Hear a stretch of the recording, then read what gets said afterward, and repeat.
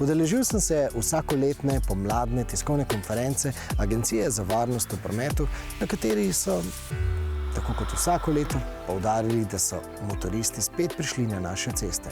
Iz tega bi seveda morala nastati kratka novička, ampak potem sem se pogovoril z Urošem Tomincem.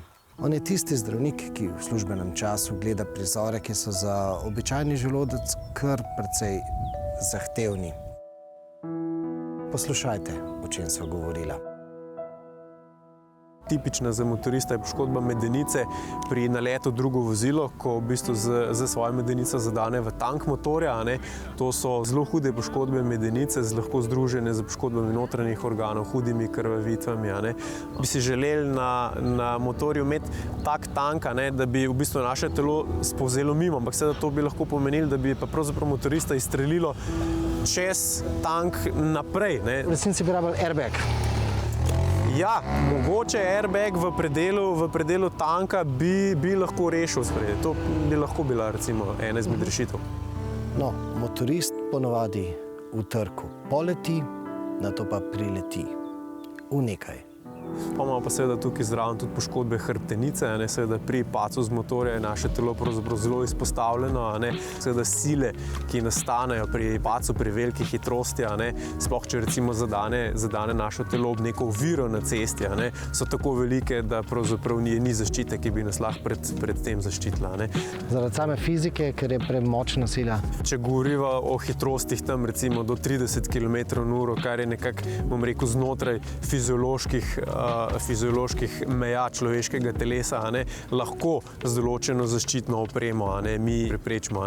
Ampak seveda vse hitrosti, ki so višje od tega, pa proizvedejo take kinetične energije, da pravzaprav je ni zaščite, ki bi bila, rekel, smotrna, da bi jo lahko imeli na sebi, da bi nas zaščitila do te mere, da bi poškodbe preprečili. 30 km/h, no to je takšna hitrost, ki se jo nekako znamo predstavljati. Vsi vemo, kako zelo počasna je ta hitrost. In ja, boste rekli, s 30 km do ničle, no, to se pač ne zgodi. Ampak ravno tukaj je srž problema. Namreč, da bomo v trku hitrost ustrezno znižali pod teh od fizike dovoljenih 30 km/h, to je dejansko odvisno največ prav od motorista, od voznika, od njegovih veščin.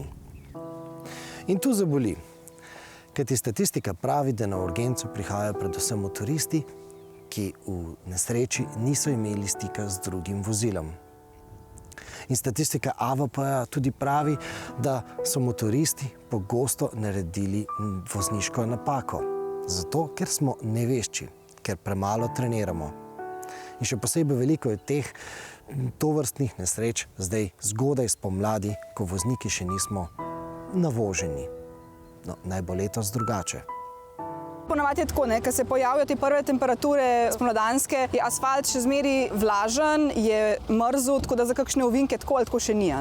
Zato se pač več ali manj se res na začetku držimo takih krajših destinacij, tukaj le malo po okolici Ljubljane. Itak nismo navajeni sami držati na motorju, naslednji dan po vožnji imamo mogoče kakšen muskel fiber, nas vse boli. Ker enostavno si po domače rečeno trd na motorju, lesen. Te občutke moraš dobiti nazaj, da vse ovire padejo s tebe dol in lažje pol obvladaš motor. Pač čim več vožnja, po domače zid sledar, da dobiš, da se navozaš, da imaš kilometrino za sabo in potem si sposoben tudi na kakšne daljše ture iti. Na posamezniku je odvisno, kako bo se pripravil na sezono. Bolj, kot se pripravljaš, manj imaš možnosti, da pride do kakšne nesreče. Vsi se spomnijo, kako so opravljali vozniški izpit. Vsak motorist je moral določene vaje oddelati prej. Če drugače ne gre, če se ne udeležijo kakšnih delavnic, pa naj tiste vaje potrenirajo, ne skušajo malo obnoviti znanje, spretnosti iz tistih vaj. Vsi jih poznajo. Govorimo o osmicah. Govorimo o osmici, o slalomu, o ustavljanju oziroma zaviranju v sili. Te vaje so relativno zahtevne in se da tudi z njimi precej izboljšati motorične spretnosti. Motorno kolo se upravlja s celotnim telesom. Vsak ud ima neko svojo nalogo. Tudi kasneje smo utrujeni, če smo dobro fizično pripravljeni. Dlje zdržimo v tem aktivnem položaju sedenja na motornem kolesu, kar pomeni, da tudi če pridemo v neko nevarno situacijo, veliko več možnosti, da bomo pravilno odreagirali. Seveda, če poznamo pravilno tehniko izvedbe. Obnoviti je treba torej levje skoke in druge napotke priljubljenih gimnastikov Filipa in Blaža. In naj ne bo izgovorov, da zaradi korone ne smete v telovadnico. Tudi domače YouTube vaje bodo bolj pomagale kot pa sedenje na kavču. In če se vrnemo k drsenju in poletom, da bomo lahko na ta način zniževali hitrost v trku, je potrebna seveda prava oprema. Tudi airbag. Torej, airbag zdaj popolnoma ščiti prsni koš. Predvsem je pa izjemno pomembno, da airbag zaščiti tale del okrog čelade. Prav onemogoča to nekontrolirano vpletanje v glavo, kar pomeni, da zaščiti vratna vretenca in celotno hrbtenico tole spodaj zadaj. Zdaj slišite, da rahlo piskanje, kar pomeni, da se airbag v tistem trenutku, ko se je aktiviral, se zelo počasi prazne in čez nekaj sekund se bo v bistvu povsem sam spraznil. Ta airbag je uporaben tudi večkrat, s tem, da se v bistvu zamenja kapsula, ki aktivira oziroma sproži in napolni tale airbag. Če ga vozite, če trenirate, če vadite, bo zadeva šla vse na boljše.